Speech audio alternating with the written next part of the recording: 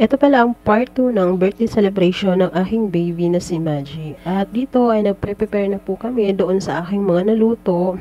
Meron po tayo dyan pansit, spaghetti, lumpia, fried chicken na maliliit, sliced bread, meron ding salad, macaroni salad, at mga juice. Ayan, kasama ko po ang aking anak na tumutulong sa akin sa pag-assemble ng mga pagkain ng mga bata. Iilan nga lang po ang aking inimbitahan dito sa birthday po ng aking baby kasi nga po ay budget tayo ngayon. So, yung mga malalapit lang pong mga kaibigan ng aking anak at mga pinsan po ang aking inimbitahan. Ginising na nga namin dito si Baby Maji kasi natutulog yan. Sabi ko gisingin mo na, love yung ninang niya, kapatid ko, at para naman maayusan na siya kasi alas 3 na ng hapon at yung mga bata ay nandito na din. Ayan, inaayusan na ng kapatid ko yung birthday celebrant natin. Ito nga pala ang first birthday ng aming little one. Iuupo na nga siya doon sa kanyang mahiwagang trono at yung mga bisita niya ay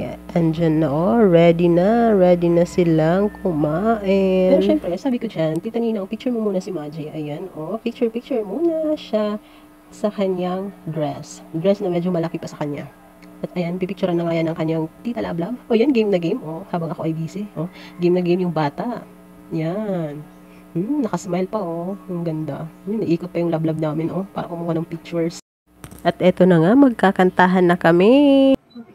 Happy birthday, Maji. Happy birthday, Maji. Happy birthday, happy birthday. Happy birthday, Maji.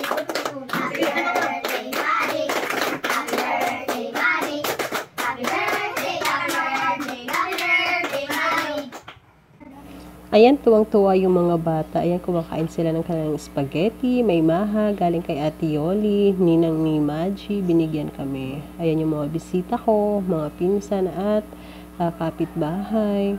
Ayan po, salamat po sa blessing, Papa God, kahit papano ay nairaos po namin ang birthday ng aming little one.